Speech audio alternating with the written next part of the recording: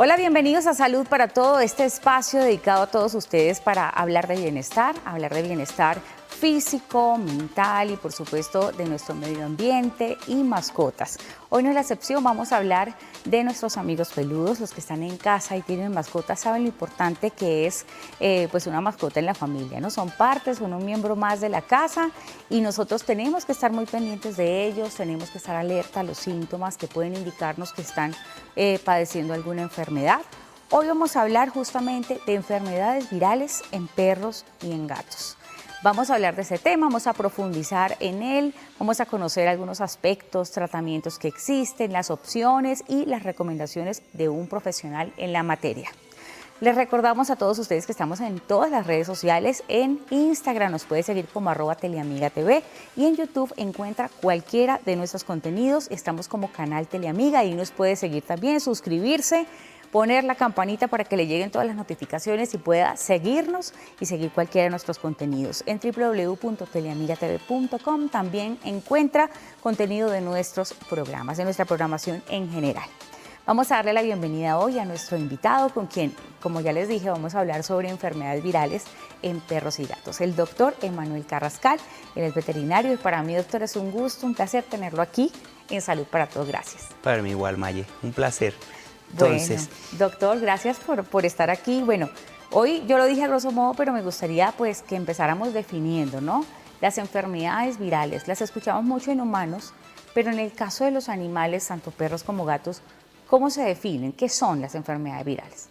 Bueno, cuando hablamos de enfermedades virales es un tema muy amplio, sí, pero que las podemos definir que están en el ambiente, ¿sí? Hay algunas que son más resistentes que otras, dependiendo de dónde esté el factor de contagio, ¿sí?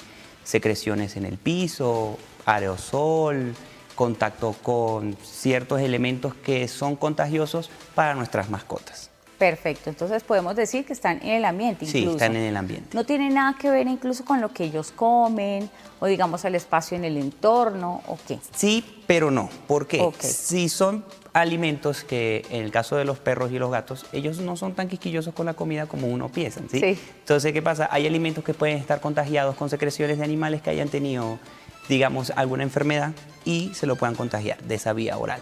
Perfecto. ¿Sí? Hablando un momentico también de alimentos, doctor, el hecho de consumir, tuvimos aquí también a otro doctor veterinario hablando de este tema de nutrición en perros y gatos, la alimentación que es cruda, ¿podría tener también alguna bacteria o algo que sea malo para los perros o los gatos? Como enfermedad viral, no. Pueden ser parasitarias o bacterianas. ¿Qué pasa con los alimentos crudos o alimentos BARF? El manejo de los mataderos aquí no son los ideales en Latinoamérica en general. BARF es muy bueno, pero en países primermundistas, donde hay un control de ganadería, donde hay un control de mataderos, hay un control de saneamiento, hay un control de salud pública ideal, ahí sí te digo, sí, no hay problema.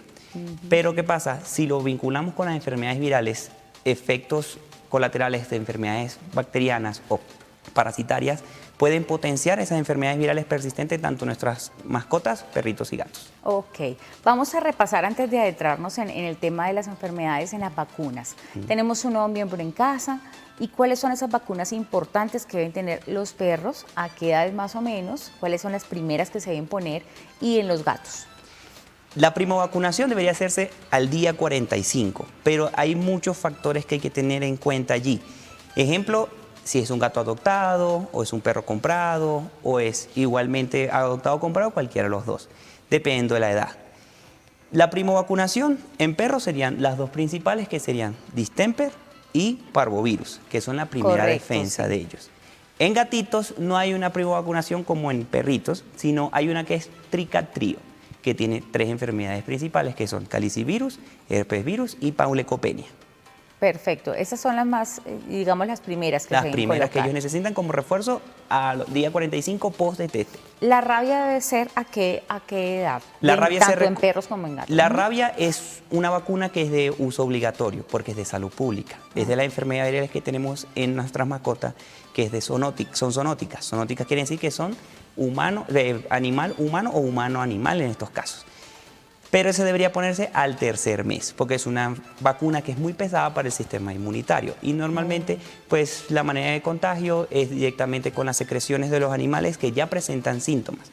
O sea, esa es la razón quizás por la que es la última. Es la última. Y es el refuerzo de cada año. Y el refuerzo anual igualito que las demás. Todas deberían de ponerse anualmente. Perfecto. Sí, pero la que tiene más importancia y relevancia y la que todo el mundo le suena porque afecta al humano es la rabia. Muy bien. Doctora, ahorita vamos a hablar más de las vacunas y a concentrarnos como en desglosar qué hace cada una de ellas, ¿no? Porque ellas, cada una tiene pues un fin, Sí, tiene pero un así fin. como sucedió con la vacuna del COVID, pues tiene también pues unos pros, unos contras, entonces ya los vamos a ir conociendo.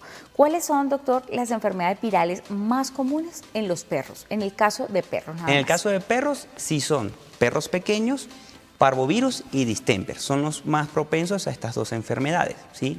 Por eso la primovacunación vamos con esas dos. Ok, ¿y a qué edad es común que les pueda pasar Puede eso? ser desde el día 45, ¿sí? Como puede ser parvovirus, hay casos que hasta 8 meses, pero ya han habido reportes de animales adultos, ¿sí? 8 años, 10 años con parvovirus. Poco comunes, yo en lo que llevo de experiencia apenas he visto uno, y el perro no presentó la sintomatología que puede presentar un cachorro, ¿sí? Que son las diarreas sanguinolentas y demás. Lo supo pues manejar a nivel de tratamiento muy bien.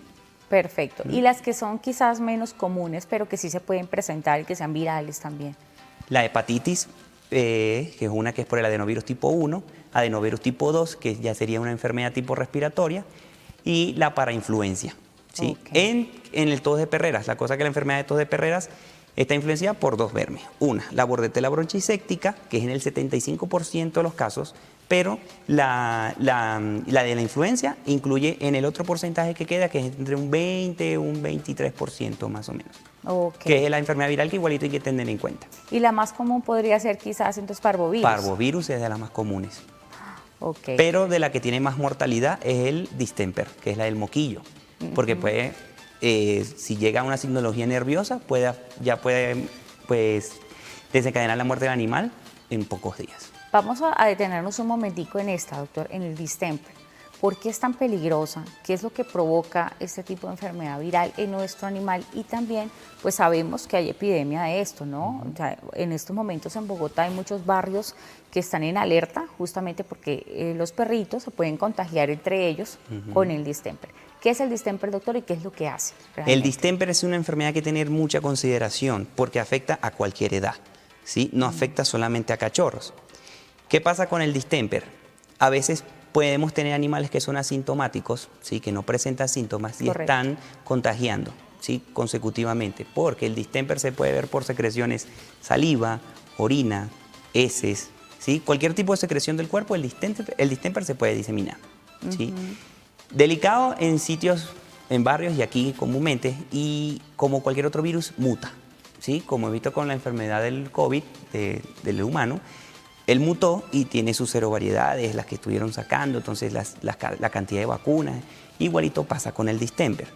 ¿Qué pasa? He tenido casos donde tengo pacientes que tienen fiebre, diarreas y demás, una adultica, una border collie, que me acuerdo, y pues le hicimos toda la sintomatología, todo el tratamiento, todo bien, bueno, pancreatitis. Resulta acontece que la perra a las semanas vuelve y decae con la enfermedad. Ayudando, tal, nos hicimos una reunión médica, vamos a hacerles pruebas de distemper, a ver qué tal. Le hicimos PCR. PCR son pruebas moleculares, ¿sí? Son un poco más exactas, pero todas pruebas tienen su porcentaje donde puede sacar falsos negativos. En este caso, ella sacó un falso negativo, pero la seguimos tratando y demás, y la perrita nada que mejoraba. Hubo un momento que hablamos con una colega, donde es laboratorista, y dijo, hágala en pruebas de inmunoglobulinas, una prueba que se llama específica IgG. Es específica. Es como para específica, medicar. ¿sí? Ok. Entonces, ¿qué pasa? Ya hoy en adelante yo a mis pacientes les manejo aparte de un PCR, un IgG para estar seguro, ¿sí? Y la perrita salió positiva a IgG a distemper. Se trató con distemper, se trató con inmunoglobulina, la perrita salió adelante y ya feliz con su mamá. Ay, qué bueno. Pues es un caso de éxito. Son porque casos no y todos fue la duro sacan. porque fue como de 2 meses el tratamiento. Claro, ¿y qué edad tenía la? 4 años. 4 años, ok. Y es más, bueno, esta es una pregunta que hago, pues seguramente está en el imaginario de mucha gente, es que un cachorro quizás resiste menos una enfermedad de estas que un adulto. ¿Por qué? Resiste menos. digamos, por la sintomatología que evoluciona tan rápido, ¿sí? El distemper tiene una característica, que muchas personas lo pueden confundir con el parvo, porque tiene una Se fase parecen. digestiva, ¿sí? ¿Qué pasa? El distemper provoca diarreas y a veces puede provocar diarreas con sangre. Y he tenido pacientes donde tienen las dos, parvo y distemper, cuando tienen diarreas. ¿Qué hace el distemper? A veces también evoluciona a la más común, que es la parte respiratoria, donde vemos las secreciones nasales, las secreciones oculares, y por eso que le dicen el moquillo, porque esa en el 85, casi 70% de los casos, así es que empieza. Y más que todo si son cachorros. ¿Sí? Pueden tener otra sintomatología como hiperkeratosis de las huellitas, hiperkeratosis de la nariz, y uno dice, bueno, listo, tiene distemper, que es donde hay que tener cuidado, que es donde ya el diagnóstico es desfavorable y a veces ya llegando a la muerte animal, la parte nerviosa, ¿sí? Claro. Porque el distemper tiene una característica, es que le gusta viajar hacia la parte de la médula espinal y hace, a grosso modo, destruye la médula espinal poco a poco generando sintomatología nerviosa. Y a veces he tenido pacientes con sintomatología nerviosa en un 10% de los casos que se pueden salvar, ¿sí? Donde quedan igualitos con daño neurológico. Ok, ¿Sí? eso Quedan es un poco más epilépticos, complicado. sí, es más complicado. Sí, son cachorros. Ya en adultos, pues ya, el daño está y no hay mucho que hacer. Pero Perfecto. lo manejan mejor los adultos que los cachorros. Muy bien, doctor. Bueno, ya vamos a seguir hablando de este tema, vamos a ir a una pausa, pero ya regresamos con más aquí en Salud para Todos.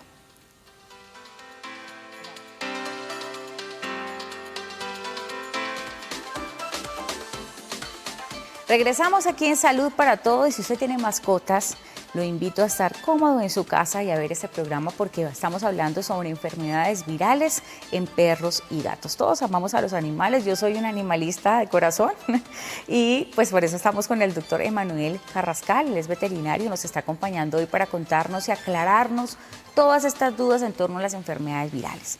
Doctor, pues estábamos hablando en el bloque anterior del distemper, más conocido como moquillo. Esta epidemia que sabemos que está en Bogotá y que en muchas partes del país se está dando y sucede también mucho con el contacto entre perros. Sí. Entonces, ¿cómo hacemos? Porque ellos suelen buscar el contacto cuando los sacas a pasear. Entonces no sabemos si un animal está infectado de moquillo y el contacto puede ser así. Entonces, ¿qué recomendaciones pueden dar las personas para evitar esta epidemia, para cuidar muy bien a su cachorrito o a su perro? Okay.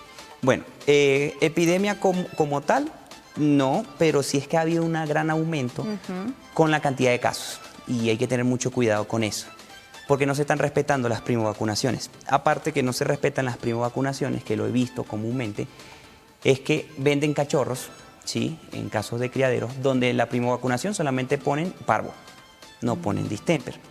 Y hay que estar consciente que hay que respetar los tiempos de inmunidad del animal, que puede ser después de la tercera o cuarta dosis, dependiendo del laboratorio que le recomiende su médico veterinario de confianza. Sí, hay que tener en cuenta eso. Porque, ¿qué pasa? Como toda enfermedad viral, está en el ambiente. Puede ser contacto directo o puede ser con contacto directo de heces, porque yo puedo tener en un parque N cantidad de perros y muchas personas sacan sus cachorros. Un popó con diarreíta en el piso, a pesar de que lo recogiste, siempre quedan partículas. El perro, todo el contacto es con la nariz. Entonces, perrito que llegue, huele, toque, se lamió, se contagió. O las paticas. O las paticas que se la lamen, ¿sí? Los virus están antes que nosotros y van a estar después que nosotros. Entonces, es una guerra constante que tenemos los médicos veterinarios con las enfermedades virales. Y más que todo enfermedades que donde los casos han aumentado. En este caso, distemper. Porque, pues, de parvovirus, en mi experiencia, yo he tenido apenas un solo caso que se me ha fallecido. De distemper, se puede decir 2. Pero si llegan a la fase neurológica. Si no llegan a la fase neurológica, son manejables. La sacan adelante. Se pueden salir adelante. Ok, doctor, entonces recomendación principal, entonces quizás tratar de evitar tanto contacto y vacunar. Con heces, digamos, en los parques, al llegar a casa es bueno limpiar patas. Siempre limpiar patitas. Hay gente que no tiene esa costumbre, pero es muy importante. Pues podemos limpiar patitas con, digamos, hay un producto que se llama Petit, sí, toallitas, ayudan a limpiar. Okay. Sí, pero no es algo que al 100%, ¿sí? Porque pues la única manera que podemos tener es que el perro flote, pero no podemos hacer eso. Sí, de acuerdo. Ok, doctor, hablando del parvovirus, ahorita hablamos ya de distemper, qué es lo que hace, pero hablemos del parvovirus, cómo ataca y la evolución que puede tener esta enfermedad viral. Ok, el parvovirus evoluciona siempre con una fase digestiva. Pueden empezar decaimiento del animal, no quieren comer, vómitos, ¿sí? Y comienzan a tener deposiciones continuamente. ¿Qué pasa? Cachorros de razas pequeñas son mucho más afectados que cachorros de razas medianas y razas grandes, porque ¿qué tiene la enfermedad en particular? La deshidratación tan severa que tiene. La pérdida de electrolitos constante, tanto por la vía oral como por la vía intestinal, que en este caso son la diarrea, pueden bajar la glucosa. Y si él no come, ¿sí? Podemos tener animales que pueden entrar en esta de shock hipovolémico, donde podemos tener sintomatología donde propietarios me llegan asustados, donde el perrito vira los ojos hacia atrás y dice, no, mi perrito se está muriendo. Y no, uno le pone una dosis de dextrosa, comienza a pasarle fluido y el alimento comienza a agarrar ya un poquito más de agua para poder resistir a la enfermedad. Como tal, ninguna enfermedad viral tiene una cura, ¿sí? Siempre hace algo que se llama tratamiento de mantenimiento. ¿Qué trato yo? Los síntomas que provoca la enfermedad.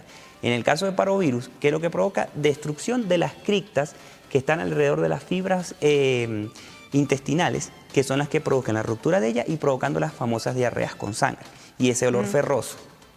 Ok, Sí. eso es, digamos, en cuanto a sintomatología. Sintomatología. ¿Cómo es ese diagnóstico, doctor, que ustedes hacen en primera instancia, los médicos veterinarios, después pues un equipo de especialistas, para poder evaluar que efectivamente se trate de parvovirus? ¿Cómo son las pruebas que realizan? Realmente lo primero que uno ve es la clínica del animal, ¿sí? Ok. Hay que tener, es como cuando vas a hacer una comida, ¿sí? Tú tienes todos los ingredientes, ¿sí? Si voy a hacer una pasta, yo necesito agua, necesito sal, necesito hervirla, le pongo la pasta y listo, tengo una pasta. Igualito la forma clínica funciona. Yo tengo el animalito, tiene el primer ingrediente, tiene diarrea. Segundo, tiene la edad, es joven. La vacunación, a pesar de que la haya cumplido o no, no quiere decir que no pueda tener la enfermedad. Lo hace un poco más resistente y lo puede ayudar hasta el momento del tratamiento. Si no tiene vacuna, ojo, hay que tenerlo ahí. Las diarreas, los vómitos, lo que es toda la decaída del animal, que se ponga un poquito de color de mucosas un poquito más pálidas, decaimiento, que no veas esa actividad de un cachorro que siempre son todos inquietos, que son una pilita, ¿sí? Eso también cambia. Entonces, ya en ese momento uno dice, bueno, ojo, puede ser primero parvo, puede ser o alguna otra enfermedad gastroentérica, puede ser parásitos, puede ser bacterias, pero uno siempre tiene una lista de problemáticas. Hay que irla descartando y ahí es donde nos apoyamos con la parte de los exámenes, ¿sí? Cuando hacemos exámenes en parvovirus, hacemos exámenes serológicos, un SNAP tipo prueba de embarazo, donde yo tomo una muestra, la mezclo, la pongo. Es parecida. Sí, se pone y listo. Si te colorea, bueno, tiene parvo. Ya nada que hacer, se trata como si fuera parvo. He tenido casos donde hasta le hago pruebas moleculares PCR que son un poco más exactas y me salen negativos también. Entonces a veces uno ve todo el animal, no lo ve evolucionando y hacemos algo que se llama tratamiento diagnóstico. Lo tratamos como si fuera parvovirus y funciona. Sí, ahorita más tarde les mostramos un caso de éxito también de este tema, pero un caso real. Doctor, hablando también del parvovirus, la gente, digamos, desconoce que una vez un animal en casa ha tenido parvovirus hay que limpiar la casa, el entorno. ¿Por qué razón y cómo es adecuado hacerlo? Esto es muy importante. Después que hayas tenido un animal que salió de la enfermedad y ya esté todo bien, tienes que limpiar la casa. Porque es una enfermedad que puede vivir en el ambiente, en los pisos, en la camita del animal, en la ropa de uno. Y es fácil de limpiar, lo puedes conseguir en cualquier laboratorio o algo, que es el amonio cuaternario, cloro, bien limpiar todo. Porque ¿qué pasa? Tú puedes volver a llevar el animal a la casita, pues está todo eso otra vez sucio, porque las heces son el factor de infección más grave que tenemos y puede sobrevivir hasta 3 meses en el ambiente. Entonces tienes una casa que por 3 meses va a estar con la enfermedad. Igual que la cama del animal, los juguetes, absolutamente todo lo que... Si eres mejor prevenido, limpia todo. Hasta el techo si es necesario, pero o sea, limpia todo. Perfecto. No, y además no tiene discusión que mantener la casa limpia con mascotas es una obligación. Que tiene mascotas sabe que tiene que ser mucho más limpio y ordenado, además, porque ellos son de los que agarran cualquier cosa que ven. Y más cuando son pequeñitos. Exactamente, sí, lo sé por experiencia propia. No lo meten en la boca. Sí, así es. Doctor, hablando de seres humanos, contacto animales, ¿hay cosas, digamos, bacterias o virus de los seres humanos que puedan transmitirse a nuestros amiguitos peludos o no? Virus como tal, no. Parásitos y algunas bacterias sí. ¿Sí? Pero enfermedades virales, no. Puede ser al revés, sí. Como la rabia. Es la única que hay que tener en cuenta. ¿Y cómo puede pasar esto? Mordidas. Sí, mordidas, contacto directo con animales que están contagiados. Porque la rabia es una enfermedad que no solamente abarca perros y gatos, también agarra murciélagos, vampiros, agarra mofetas, agarra zarigüeyas, ¿sí? Todo mamífero, puede ser propenso a la enfermedad y por eso es tan importante la salud pública y más que todos los humanos. Ok, doctor, concentrémonos también en gatos, porque hay mucha gente que es amante pues, de los felinos, yo también tengo un gato en casa. Entonces, contemos un poco cuáles son las enfermedades virales más comunes que pueden tener los gatos y que se pueden presentar y también pues cómo tratarlas. Lo que pasa es que con los gatos es un poco más complejo. Como sabemos, los gatos son muy diferentes de los perros y eso también acopla a las enfermedades virales. Son multiasintomáticas. ¿Qué quiere decir? Que hay enfermedades virales que provocan síntomas parecidos, ¿sí? Y puede ser una de ellas. Entonces, por ejemplo, el calicivirus es una enfermedad que provoca aftas en la boca, en el gato, ¿sí? Que es la que le dice la estomatitis viral felina. Pero tenemos enfermedad como el herpes virus, que también provoca lesiones en la boca. Entonces, para saber cuál es una y otra, complejo. Ideal, vacunar. La única manera que tenemos efectiva hoy en día para controlar enfermedades virales en gatos es vacunar siempre. ¿Qué pasa? De la que tenemos tricatrío y la mayoría de vacunas tienen para calicivirus, panleucopenia, tenemos para clamidias, que no es una enfermedad viral, pero hay que tenerla en cuenta. Y lo que es el herpes, ¿sí? ¿Qué pasa? El herpes virus, aparte de generar estomatitis en la boca, también genera procesos en los ojos y a nivel de la parte respiratoria alta, ¿sí? Provocando la famosa rinotraqueitis viral felina, ¿sí? Pero de fuera del esquema de vacunación, donde digamos las vacunas están todavía en experimentación, son el SIDA, la leucemia y lo que es PIF. ¿Sí? Tengo entendido que Estados Unidos y Canadá están haciendo la experimentación, ¿sí? Pero se maneja de igual manera, pero son enfermedades que hay que tener mucho en cuenta. Porque ¿qué pasa? La leucemia es una enfermedad que ataca a grupos de gatos. El PIF igual, el SIDA no es una enfermedad que se transmite a humano, a pesar que es el mismo SIDA, es el inmunodeficiencia felina. Pero es en gatos. Pero es exclusivamente de gatos. Y la única manera de transmisión es que un gato que con secreciones se arañen, contacto con la sangre, muy parecido al del humano, se contagian entre gatos. ¿Y el perro a un gato no? No, perro a un gato no. El perro no tiene SIDA. Perfecto. Tienen un parecido con la panleucopenia felina, que le dicen el parvo de los gatos. Pero se puede confundir también con el PIF o el coronavirus del gato, que es digestivo. Ya vamos a hablar del coronavirus porque hubo mucho tema con relación a esto, investigaciones, porque primero fue un virus nuevo, no solamente para los seres humanos, que pues estaba en constante evolución, investigación, todos los días se salía algo nuevo, todos los días nos decían algo diferente, pero era producto de toda esa, de precisamente que es novedoso, que es algo que los médicos no conocían incluso para tratarlo. Y también hubo mucha discusión con el tema de los animales y el coronavirus. Sí. Doctor, hablemos también del tema de gatos, volviendo a ese punto, de esas enfermedades que mencionó ahorita, ¿cuáles puede ser más peligrosa y digamos de qué edades a los gaticos les puede afectar más? El SIDA puede afectar a cualquier edad, esa es la que hay que tener más en cuenta, porque ¿qué pasa? Ya teniendo un esquema de vacunación para las otras enfermedades, no hay que preocuparse tanto, hay que tener ojo con las que no tienen vacuna, SIDA, leucemia y la del PIF. ¿Sí? No tienen vacunas, pero tienen tratamientos. Todos los tratamientos para las enfermedades virales son de mantenimiento. Tú solamente tratas los síntomas, dándole chance al cuerpo del animal a combatir a la enfermedad viral. En el caso de la leucemia, hay una vacuna que se está intentando manejar, pero depende del gatito. ¿Sí? Por ejemplo, si yo tengo un gatito positivo a leucemia, no hace falta poner la vacuna. ¿Sí? Él ya tiene inmunidad.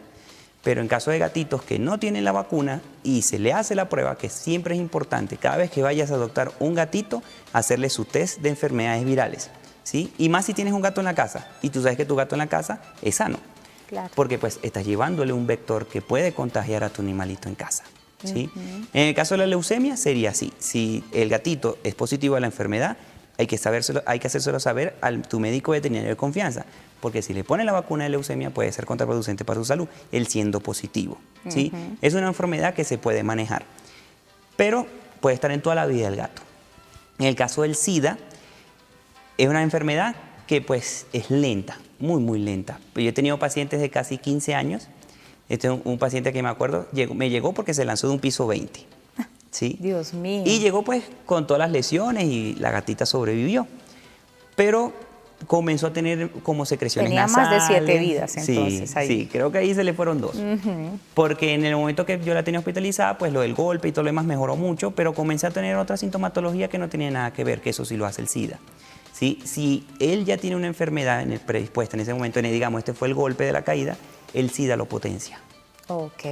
Doctor, ya vamos a regresar a hablar porque me gusta mucho escuchar los casos reales, los casos que usted ha podido tratar y la experiencia que usted tiene en torno a ese tema.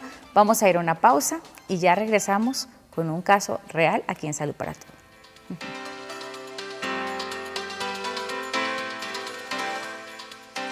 Estamos de regreso aquí en Salud para Todo y bueno, yo les dije que tenía un caso real, es un caso no solo cercano sino personal.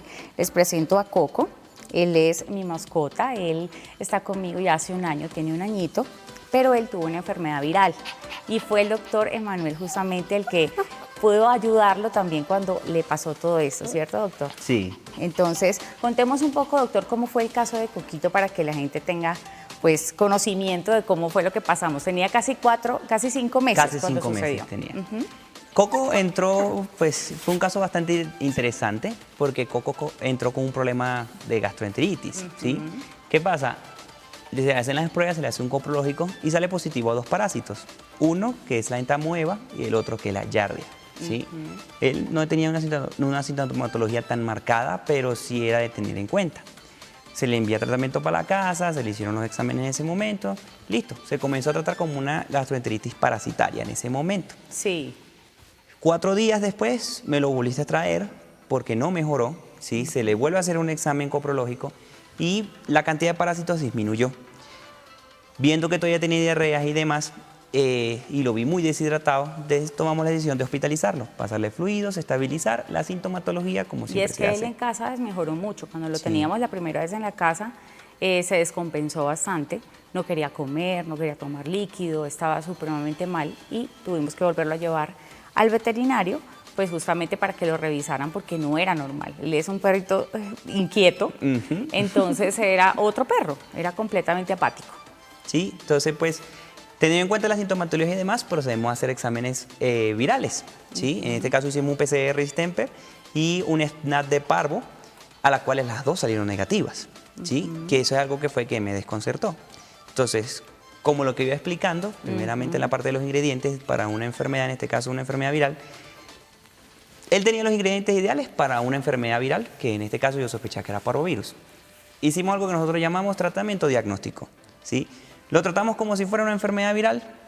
El perrito comenzó a tener una buena evolución, Coco comenzó a cambiar su ánimo, de verdad, o sea, fueron 3 días donde Coco estaba postrado, no se movía, era pasándole fluido, tenía diarrea, los vómitos pararon, pero cada vez que tenía una diarrea, siendo un animal tan pequeño, lo descompensaba, que hay que tener en cuenta. Si un perrito tan pequeño, ya teniendo más de 4 deposiciones tipo diarreicas en menos de 2 horas, es un animal que se te va a descompensar.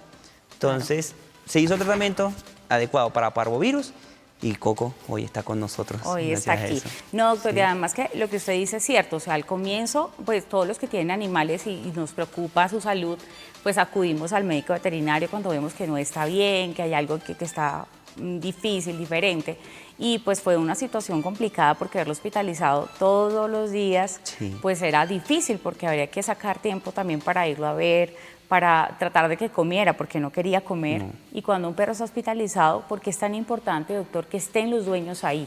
Porque no es solamente dejar hospitalizado para que el profesional de la salud lo cuide o lo ayude, sino también para que sienta que es el amor de su familia, ¿no?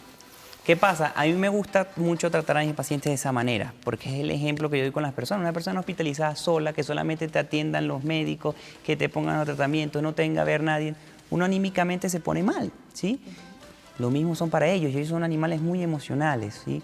Parte del tratamiento de Coco fue que ustedes lo fueron a visitar también, y es algo que he aprendido aquí y lo digo orgullosamente, es la manera de hacer veterinaria distinto, ¿sí? No estar escondiendo nada porque el perrito encerrado, porque sí, si fuera una enfermedad viral hay que tener todas las precauciones y uno las tiene, uno se le pone los gorros, se le ponen batas, se ponen guantes, todo estéril, se ozonifica para que vean al animalito porque eso ayuda. En el caso de Coco, complicado para comer. Uy, no, eso era terrible para que comiera. Ni mi auxiliar, que es excelente dándole de comida a mis animalitos, Nada. Entonces, pues la única manera era que vinieran los papás a darle de comer y ahí se quería comer hasta el plato. Sí, Y eso fue parte importante del tratamiento de Coco. Y a él ¿sí? le pasó mucho que pues no quería comer y entonces el doctor nos puso una opción, nos dijo realmente si no come hay que pasar comida por sonda. Sí. Que eso es algo mucho más difícil y más complicado porque es tan chiquito que se puede complicar mucho más, ¿cierto? Pues Sí. ha pasado. Ha pasado. Porque hay perritos que se sienten tan mal, esa sí es una realidad, que a veces llegan a ponerse tan mal que no quieren comer. Y es algo que hacen las enfermedades virales. Sí, pero en el caso de Coco, ya con el apoyo del tratamiento amorterapia, funcionó. Perfecto, yo voy a dejar que se lleven a Coquito porque él es inquieto, entonces voy a pasarlo por aquí para que se lo puedan llevar. Chao, mi amor. Bueno, doctor, y hablando también pues, de lo importante que es la detección, no solamente el diagnóstico que sea correcto, porque usted mencionaba ahorita, a Coco, por ejemplo, le hicieron examen de moquillo, de distemper y salió negativo, coronavirus negativo, parvovirus fue negativo y aún así, pues al tratarlo como si fuera una parvovirosis, él mejoró. Sí, él mejoró bastante. Utilizamos un tratamiento ahorita que funciona, ¿sí? Que son inmunoglobulinas, ¿sí? Y le puse inmunoglobulinas para las dos enfermedades, para el distemper y para el parvo, ¿sí? Si la tiene o no la tiene, igualito no le iba a hacer mal, ¿sí? Pero si las tenía, le iba a hacer muy bien. En el caso de Coco, pues quedamos ahí con la duda, pero para mí, por el tratamiento diagnóstico que le dije, tenía parvo, ¿sí? Pero tener en cuenta mucho la importancia de la terapéutica. ¿Sí? Muchas personas tienen en cuenta que tratar enfermedades virales en casa a veces es lo ideal, ¿sí? Hay que tener en cuenta que no es lo ideal. Se puede intentar, pero en la mayoría de los casos tiene un final muy trágico. Sí, las personas, digamos, por ahorrar o por necesidad también intentan hacerlo en casa, pero ¿por qué es tan difícil, doctor, lograr esa recuperación, digamos, en el hogar y por qué es necesaria también la hospitalización a veces? El monitoreo constante del médico veterinario es lo que hace realmente la diferencia, ¿sí? Siempre dejarlo bajo las manos del profesional, que él es el que te va a decir, él sabe lo que va a hacer. Si el perro llega a bajarle la glucosa durante una hospitalización, hablando de casos particularmente de parvo, hay que estarle midiendo la glicemia, ¿sí? Porque eso es algo que hace la enfermedad. Da unos picos bajos de hipoglicemia que uno en casa, ¿cómo lo detecta? Claro. ¿Sí? Entonces, monitoreo constante, fluidoterapia constante, que si una diarrea, ponele algo para la diarrea, que si vomitas, ponele algo para el vómito, que si comienza a bajar la glicemia, ponele algo para la glicemia, que no quiere comer, pasarle comida, porque es importante el monitoreo constante. Pacientes con enfermedades virales tienen que tener 24/7 monitoreo constante si quieres que el animal salga adelante realmente. Además de todos los días monitorear lo que es esas enfermedades con examen de sangre, coprológico, para poder confirmar que está evolucionando o no. Además el tema de los glóbulos que a él se le bajaron tanto. Sí, él tuvo un pico de anemia bastante marcado, ¿sí? Aparte de la anemia, ¿sí? Pero también tenía una inmunosupresión. Los glóbulos blancos bajaron, los glóbulos blancos que son encargados de la defensa del cuerpo, él los tenía muy por debajo. Entonces, ¿qué pasa? En Si el 600. si el ejército del cuerpo no tiene suficientes soldados, ¿cómo te defiende? Entonces, ¿qué pasa? ¿Qué hace la medicación? Como darle más potencia a esos soldados, que le den armas más potentes, que si un tanque de guerra para comenzar a bombardear todo y comiencen a eliminar la enfermedad idealmente. En el caso de Coco, tuvimos que tratar la anemia, a pesar que no tenía pérdida de sangre macroscópica, o sea, no se veía en las heces, pero al momento de hacer los coprológicos sí se veía sangre oculta, se veían glóbulos rojos. Ahí era donde tenía la pérdida de sangre constante. Además, doctor, ¿cómo es también el tema de recuperación? Porque quisiera tocarlo porque es importante cuando ya vamos a casa, cuando ya se ha salido el cuadro clínico del animalito que está hospitalizado. En casa es importante también el tema de la alimentación y sobre todo restaurar el sistema digestivo como le pasó a Coco. Sí, porque como enfermedad viral que provoca destrucción de las velocidades intestinales, hay que ayudarle a ese intestino. ¿Sí? Hay que darle un alimento que sea de fácil absorción, un alimento que él lo pueda aprovechar, porque son lesiones que quedan a nivel intestinal que se toma tiempo en recuperarse. Entonces ya después que no tiene clínica ya está mucho mejor. En el caso de Coco él saltaba y brincaba, hasta me mordía porque ya me quiero ir. Yo, bueno, vamos a darlo de alta. Pero tenía que mantener una dieta rigurosa en casa, multivitamínicos, medicación que ayudaba a aumentar los glóbulos rojos, porque él todavía, a pesar de que tenía muy buen ánimo, él tenía todavía un poquito de anemia, mandaba también aumentos de medicación para aumentar los glóbulos blancos. Y si no me equivoco, creo que fueron 23 días de Digesforce también. El Digesforce para la parte digestiva, que fueron 23 días de tratamiento en casa, donde ya Coco estaba al 100% y después lo vacunamos. Sí, sí, doctor. Y tenía casi 5 meses, cumplió creo que 5 meses ahí hospitalizado. Fueron días muy duros. Yo creo que todas las personas que nos están viendo que tienen animalitos en casa y se les enferman, es realmente, yo siempre lo digo, los animales no son nuestros hijos, realmente no lo son, pero sí uno se convierte como en el papá y la mamá de ellos. Dependen totalmente de nosotros para todo y obviamente nuestros cuidados. Entonces es importantísimo tener eso en cuenta. Doctor, ¿qué otras recomendaciones puede dar a las personas que tienen pronto dudas ahorita, pasando por un momento difícil en el que su perrito, su gato tiene síntomas como los que usted acaba de mencionar? ¿Qué deben hacer? Apenas tengan sospecha de que su gato ya está muy malo, el perrito, de una vez ir con su médico veterinario de confianza. Nadie más que la mano del profesional para decirte en qué ayudarte con tu animalito, ¿sí? Esa es la labor de nosotros como médicos veterinarios, siempre ayudarte, ¿sí?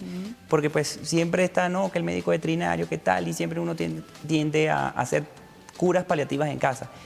Y a veces es peor eso que ayudarlos, ¿sí? Y O a sea, veces... no ayuda mucho, realmente. Sí. Es preferible llevarlo con el médico. Claro. ¿Sí? Apenas vean que el animal no quiere comer, que es lo principal, y le cambia el ánimo, listo. Vamos al médico porque algo está pasando, ¿sí? El animal no es como uno que te habla, que te dice, ¿sí? Ellos son mucho de interpretarse según las conductas que ya tú le conoces. Si tú tienes un perrito que es juguetón y es comelón y deja de hacer eso, ojo, llévalo a tu médico veterinario de confianza, porque ahí está pasando algo, que capaz tú no lo detectas, pero el profesional sí. Y también los temas digestivos son bien complicados, ¿no, doctor? Sí. Porque a veces sucede que comieron algo que les cayó mal y pues el decaimiento empieza, o empiezan a tratar de expulsar todo eso que comieron y es más complicado allí. El 75% de la casuística veterinaria hoy en día es digestiva. Perritos que son curiosos con la boca, perritos que tienen problemas digestivos, perritos que tienen que tener una alimentación especial, ¿sí? Siempre todo empieza con una diarrea. Si uno lo ve así, sí, siempre vienen a la clínica, doc, está vomitando, doc, tiene popó, doc, le suenan las tripitas, doc, y uno, bueno, vamos a hacer un examen coprológico, alguna imagenología, una ecografía, y a veces no es nada a nivel que se comió, sino que es algo hepático, ¿sí? Y es un equipo realmente multidisciplinario, de muchos profesionales que están detrás como para saber exactamente qué es lo que tiene el animalito, porque pasa, como ya lo hemos dicho a lo largo de este programa, pasa que dan negativo a las pruebas, pero resulta que sí es positivo cuando se empieza a tratar como si lo fuera. Ok, dio negativo a parvovirosis, pero le vamos a tratar como si fuera una parvovirosis, como pasó con Coquito, y salió adelante. Entonces la medicina preventiva es sí. importante. Siempre. O sea, si tú eres prevenido en todo lo que puede venir con tu mascota, vas a tener un animal sano de ahí hasta donde puedas estar contigo dándote felicidad, porque ellos lo único que dan es eso, felicidad. Lástima que sea tan corto el tiempo con ellos, ¿no? Vamos a ir a una pausa, doctor, y ya regresamos con más de este tema tan interesante, enfermedades virales en perros y gatos, aquí en Salud para Todos. Estamos de vuelta aquí en Salud para Todos, ya terminando pues este programa tan espectacular sobre enfermedades virales en perros y gatos, un programa en el que hemos aprendido muchísimo con el doctor Emanuel Carrascal, quien nos ha estado acompañando hoy. Él es veterinario, nos está aclarando muchas dudas, doctor, en torno a las enfermedades virales. ¿Qué otra cosa es importante que sepamos acerca de estas enfermedades virales, tanto en perros y gatos? Que no olvidemos, si queremos adquirir una mascota, ¿qué debemos hacer también? Siempre que adoptes o compres un animalito, llévalo al médico veterinario. Él es el más indicado que te va a guiar, ¿sí? ¿Qué hacer? En el caso de animales adoptados, en perritos, siempre llévalo al médico veterinario, te diga, vamos a hacer los exámenes pertinentes. Yo apoyo algo mucho que es la vacunación responsable. Porque, ¿qué pasa? Hay muchos que ponen vacunas por poner, ¿sí? Y por eso a veces hay los efectos secundarios y las personas, doc, si yo le pongo la vacuna, ve y mi amigo que le dé tal y tal. Mira, eso siempre va a ser una posibilidad. Lo ideal es que ese margen de posibilidad poner lo menos posible. ¿Qué hacer? Una evaluación física animal, un examen preventivo hematológico, a ver cómo están sus defensas, un coprológico a ver si tiene un parásito o algo, lo que sea, que esté el animal lo más sano posible para recibir su vacuna y evitar todos esos efectos secundarios que puedan pasar. En el caso de los gatos, cuando los adoptes, siempre el test de enfermedades virales es algo que hay que agregar, ¿sí? Porque a veces vacunamos animales con enfermedades virales y de repente el gato tiene alguna reacción, ¿sí? Y es porque era positivo a SIDA o era positivo a leucemia, ¿sí? Y en el caso de los gatos es un poco más complejo porque hay 3 enfermedades virales que no tienen vacuna, que es el SIDA, la leucemia y el coronavirus felino, que sí tiene el mismo nombre que la enfermedad que nos ha estado acompañando hace 2 años, pero no nos va a contagiar a nosotros. Da una sintomatología digestiva a la cual evoluciona a PIF, que es la famosa peritonitis viral felina, ¿sí? La que siempre hay que tener prevenido. Entonces, siempre hacer una buena revisión del animalito, tanto perrito o gatito. Si son adoptados, hay que ser más extenuantes al momento de la revisión. El test, importante. En perros no mucho, porque uno va más que todo con la sintomatología y la vacunación. Tener en cuenta toda la perspectiva del animal y luego vacunar. Y revisiones constantes. En caso de los gatos, por ejemplo, la SIDA y la leucemia, que son enfermedades que no se curan, ya sabemos que si son animales que tienen leucemia, no poner la vacuna de leucemia. Se recomienda. En la práctica no se hace. ¿Sí? Si no tiene, sí se vacuna. Esa es una vacuna que se pone por separado. En el caso del SIDA, ahí se está experimentando con una vacuna, ¿sí? Pero que solamente está en Canadá y en Estados Unidos y pues tienen un 10% de efectividad. Pero si tienes gatitos que quieres viajar para allá, en Canadá en caso, tiene que tener la vacuna. Y aquí en Latinoamérica es difícil de conseguir, ¿sí? Si son gatos positivos a la enfermedad. Porque hasta el mismo nombre de la enfermedad lo dice, es un lentivirus, ¿sí? O sea, yo puedo tener un animal que tiene SIDA desde los 3 meses y nunca presentarme sintomatología. Y de repente a los 10 años, Y a los ¿sí? 10 años ya puede presentar. En el caso del perro, igual, vacunación. La vacuna del coronavirus, el perro también le da coronavirus. Y la misma que el gato está una sintomatología digestiva, ¿sí? No son la misma enfermedad, o sea, no se puede pasar de uno de perro a gato y gato a perro, no. Y igualito para los humanos, no es contagioso. ¿Sí? Pero se puede también poner por separado en caso de trámites de viaje, te lo piden, ¿sí? Para ciertos países fuera de Latinoamérica. Además de desparasitación, eso sí es clave, ¿no? No sobra decir lo que hay que hacerlo frecuentemente. Sí, la desparasitación es clave. Vamos a hablar un poquito del tema. Yo recomiendo desparasitar mensualmente, no hay problema. Mensual. ¿Sí? ¿Perros y gatos? Perros y gatos, porque ¿qué pasa? A pesar de, pero me dicen, no, doc, la excusa, mi gato casi no sale, en el caso de los gatos. No importa, tú sí sales. Tú sí traes cosas en la ropa, cosas en los zapatos, hasta en el pelo. Los parásitos son igual de maleables que el virus, o sea, son animales espectaculares para contagiar porque es su manera de comer y de vivir. ¿Sí? Entonces, desparasitar mensualmente es lo ideal entre perros y gatos. ¿Sí? Más que todo por los ciclos parasitarios. Esa debe ser la frecuencia mensual. En el caso de vacunas, hay personas que dicen, no, pues, ¿para qué le pongo la vacuna de la parvo si igual le puede dar? O sea, ese es digamos, el imaginario que tienen muchas personas y pasó con la del COVID, ¿no? Sí. Que quizá la vacuna del COVID no protege de que no le vaya a dar COVID, pero sí baja los síntomas que pueden llegar a ser incluso mortales. En el caso de enfermedades virales, tanto perros y gatos, sí. O sea, no hay otra manera, a pesar de que sí puede dar la enfermedad, pero, por ejemplo, yo tengo un perrito, un Yorkshire de 3 meses, no le pongo vacunas y le da parvo, si el Yorkshire es un poquito propenso a la enfermedad, el perro puede pasarla muy mal, ¿sí? Y si yo lo vacuno y le da parvo, porque que la vacuna la tenga no quiere decir que no le vaya a dar, ¿sí? Le da menos posibilidades que le da, y si le da, no le da tan fuerte, ¿sí? Pues el animal puede salir adelante.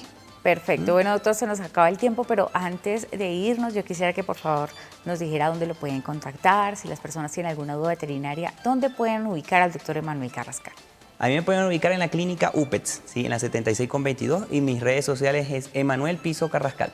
Perfecto, doctor. Ahí está entonces el contacto para que usted pueda salir de dudas, tener cualquier duda, le pueden escribir, ¿cierto, doctor? Adelante, sí. Perfecto. Sin ningún problema, sin ningún compromiso, me pueden llegar a mis redes sociales. Perfecto, Sí. sin duda. El doctor Emanuel Carrascal, muchísimas gracias por haber estado aquí, por hablar con nosotros sobre ese tema tan importante, enfermedades virales en perros y gatos. Si usted quiere tener una mascota, ya lo dijo el doctor, ya sea pues de criadero, ya sea que lo adopte, es muy importante tener en cuenta cuál es la genética de ese animalito que puede también llegar con problemas virales en el futuro. Entonces, muy importante tener en cuenta las recomendaciones que nos ha dado hoy este veterinario. Gracias, doctor, por haber estado aquí. A todos ustedes, gracias por habernos acompañado. Los invitamos también a que nos acompañen en todas las redes sociales y en Canal Teleamiga en YouTube. Ahí usted se suscribe y puede encontrar cualquiera de estas entrevistas y esos contenidos para que los comparta con sus allegados. Hasta la próxima. ¿Cómo se